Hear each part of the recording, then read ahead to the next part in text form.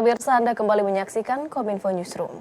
Kementerian Kesehatan menerbitkan Permenkes tentang rumah sakit kapal guna memberi perlindungan hukum bagi penyelenggara tenaga medis dan tenaga kesehatan.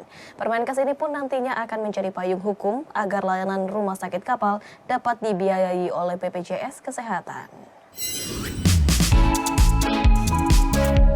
Kementerian Kesehatan meluncurkan Peraturan Nomor 33 Tahun 2023 tentang penyelenggaraan pelayanan rumah sakit kapal guna meningkatkan akses layanan kesehatan secara berkelanjutan bagi warga di daerah terpencil, tertinggal, perbatasan, dan kepulauan. Menteri Kesehatan Budi Gunadi Sadikin menyampaikan, upaya tersebut bertujuan untuk memberikan perlindungan hukum bagi penyelenggara, tenaga medis, dan tenaga kesehatan dalam penyelenggaraan rumah sakit kapal, serta menjadi payung hukum agar layanan rumah sakit kapal dapat dibiayai oleh BPJS. Kedepannya, penerbitan peraturan ini juga akan diikuti dengan transformasi program magang tenaga kesehatan hingga perumusan skema penyediaan bahan bakar untuk operasi kapal rumah sakit. Dengan mengucapkan Bismillahirrahmanirrahim, dengan ini saya meresmikan penggunaan dari Permenkes untuk layanan kesehatan bergerak yang pertama kalinya di dunia itu di kapal milik Ksatria Erlangga. Mudah-mudahan teman-teman di Ksatria Erlangga bisa terus semangat berlayar melayani masyarakat Indonesia membutuhkan layanan kesehatan di pulau-pulau terpencil. Pada kesempatan yang sama, Direktur Utama Rumah Sakit Terapung Ksatria Erlangga Agus Haryanto mengungkapkan, dengan adanya Permenkes, rumah sakit kapal ini diharapkan dapat lebih banyak menjangkau masyarakat kepulauan dalam mendapatkan pelayanan kesehatan dan mampu menginspirasi lembaga lain untuk turut serta membangun pelayanan kesehatan di atas kapal. Diharapkan dengan adanya Permenkes ini, pelayanan untuk masyarakat kepulauan akan semakin kencang jalannya dan semakin banyak yang bisa dibantu. Beberapa rumah sakit kapal lainnya yang saat ini aktif beroperasi memberikan pelayanan kesehatan di daerah terpencil, diantaranya Rumah Sakit Apung Dr. Sher milik Dr. Lee Darmawan dan Rumah Sakit Terapung milik TNI Angkatan Laut Republik Indonesia. Dengan layanan yang diberikan diantaranya pelayanan umum, penurunan angka kematian ibu dan anak, kesehatan ibu dan anak, tindakan USG hingga operasi deteksi dini melalui screening penyakit jantung bawaan, screening stunting, serta beragam pelatihan untuk tenaga kesehatan di daerah terpencil.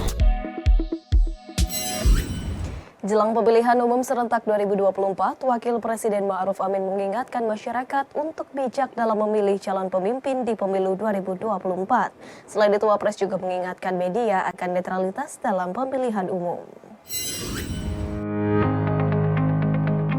Dalam dialog kebinekaan, Wakil Presiden Republik Indonesia Ma'ruf Amin menyampaikan pentingnya peran media dalam menjaga stabilitas politik menjelang pemilihan umum tahun 2024. Ia menekankan bahwa integritas media merupakan salah satu faktor kunci dalam menghadapi tantangan seperti disintegrasi sosial dan penyebaran informasi palsu. Untuk itu, Wapres meminta agar media tidak menjadi sarana provokasi yang dapat menimbulkan perpecahan dalam masyarakat. Menurutnya, integritas dan kehati-hatian media dalam menyebarkan informasi harus menjadi fokus utama menjaga stabilitas politik negara. Yaitu jangan sampai menjadi corongnya para provokator yang menyebarkan kebencian dan permusuhan, menyebarkan hoax. Jadi integritas daripada peran media itu saya kira menjadi sesuatu yang harus kita jaga. Tidak hanya itu, Wapres juga meminta agar media tidak menjadi sumber penyebaran berita bohong atau hoax. Ia mengingatkan bahwa hoax seringkali tidak memiliki sumber yang jelas dan hanya dibuat oleh pihak-pihak tertentu yang ingin mengadu domba masyarakat. Menutup dialognya, Wapres berpesan kepada penyelenggara pemilu, peserta pemilu, penjaga keamanan dan masyarakat luas agar terus menjaga keutuhan bangsa.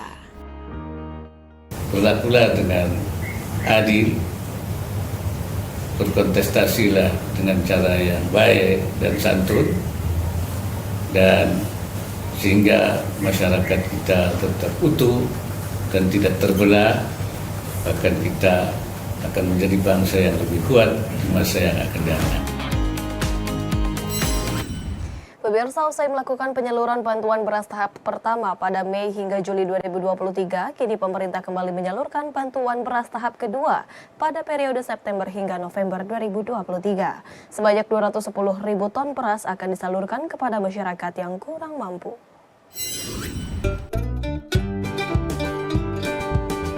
Presiden Joko Widodo melakukan pengecekan stok beras di gudang Bulog Bogor, Jawa Barat pada Senin 11 September 2023. Presiden menyebutkan terdapat 1,6 juta ton beras yang ada di gudang Bulog dan 400.000 ton dalam perjalanan, sehingga total stok beras pemerintah saat ini yakni sebanyak 2 juta ton. Pemerintah hingga saat ini terus menjamin ketersediaan beras di Indonesia agar stabilitas harga di pasaran tetap aman. Salah satu cara yang dilakukan agar masyarakat kurang mampu tidak terdampak dari kenaikan harga beras, Presiden telah memerintahkan Bulog untuk memberikan bantuan pangan beras per tanggal 1 September 2023 hingga November 2023. Dengan total bantuan beras sebanyak 210.000 ton, maka setiap kakak akan mendapatkan bantuan 10 kg beras. Sehingga kan ada stok 2 juta. Biasanya stok kita tuh hanya 1,2, normal 1,2 juta. Ini kita memiliki 2 juta.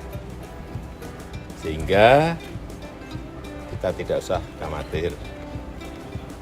Oleh sebab itu juga mulai 1 September kemarin saya perintahkan untuk memberikan bantuan pangan beras. Bantuan beras ke masyarakat. Setiap bulan kira-kira 210.000 ton keluarkan oleh Bulog untuk bantuan pangan itu. Dan ini sudah dimulai terus September, Oktober, November. Kalau stoknya kita lihat masih nanti diteruskan lagi. Sehingga masyarakat jangan sampai terdampak dari kenaikan harga beras. Memang di lapangan ada kenaikan. Tak hanya itu, pemerintah juga tetap melakukan impor beras untuk menjaga cadangan beras nasional.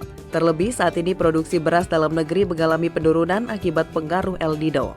Salah satunya yakni impor beras dari Kamboja sebanyak 250.000 ton yang saat ini dalam proses dan diperkirakan paling lambat bulan November 2023 akan tiba di Indonesia. Informasi lainnya pemirsa, Kementerian Pertanian kembali mengadakan Perkebunan Indonesia Expo Bunex 2023 pada 7 hingga 9 September 2023. Menteri Pertanian Syahrul Yassin Limpo menyebutkan Bunex menjadi salah satu cara memperkuat hilirisasi perkebunan untuk ketahanan ekonomi global.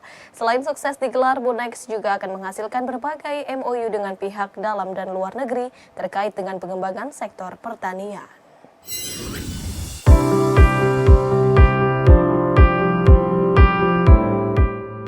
Menteri Pertanian Syahrul Yassin Limpo dalam sambutannya pada kegiatan Perkebunan Indonesia Expo Bunex 2023 mendorong para pelaku usaha untuk memperkuat hilirisasi perkebunan sebagai upaya untuk memperkuat ekonomi masa depan bangsa yang mampu meningkatkan pendapatan masyarakat Indonesia. Menurut Mentan, melalui hilirisasi perkebunan, target Indonesia dalam memperkokoh ekonomi nasional dapat segera terwujud. Oleh karena itu perlu adanya konsolidasi total dari sebuah pihak dalam memperbaiki lahan-lahan perkebunan di seluruh daerah. Oleh karena itu besok sampai 2-3 tahun menurut saya, hilirisasi perkebunan adalah kekuatan Indonesia. Hilirisasi perkebunan adalah ikon baru yang Bapak, Ibu semua ciptakan untuk bangsa ini. Oleh karena itu yang paling dalam dari sini yang saya sangat harapkan dari pertemuan yang seperti ini bukan cuma expo-expo yang tentu saja penting untuk aktualisasi, mengetahui di posisi mana kita, tetapi ada komitmen-komitmen yang harus menjaga negeri ini. Mari kita semua lakukan ini sehingga hilirisasi betul-betul menjadi bagian-bagian dari hadirnya expo ini. Indonesia akan terus melakukan hilirisasi komoditas perkebunan untuk menghasilkan komoditas bernilai tambah, bermutu tinggi dan berdaya saing. Bunex yang dilaksanakan dari tanggal 7 hingga 9 September 2023 ini melibatkan 123 peserta yang terdiri dari 67 UMKM dan 56 perusahaan BUMN, swasta, lembaga, dan asosiasi yang bergerak pada bidang produsen benih, sarana dan prasarana teknologis, serta alat dan mesin perkebunan. Bunex 2023 berlangsung sukses dan mendapat respon positif dari masyarakat, serta berhasil menghasilkan beberapa MOU para UMKM binaan perkebunan dengan pembeli usaha produk kopi, kopra, kakao, serta berikat arang kelapa dengan tujuan ekspor ke Kanada, Portugal, Jerman, Timur Tengah, dan pasar domestik.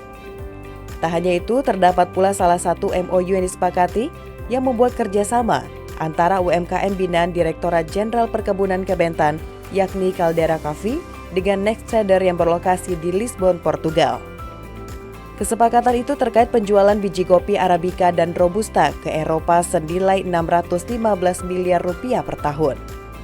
Kemudian MOU antara legenda Java Sugar dengan PT Barco untuk penjualan kopra sebesar 96 miliar rupiah. Kerjasama terkait kakao olahan dengan PT GWI sebesar 14,4 miliar rupiah dan Garuda Asia Nusantara sebesar 8,4 miliar rupiah per tahun. Pemirsa, sejenak kami akan mengajak Anda berdialog mengenai sekolah bukan tempat untuk perundungan anak sesaat lagi bersama rekan Mona Azari.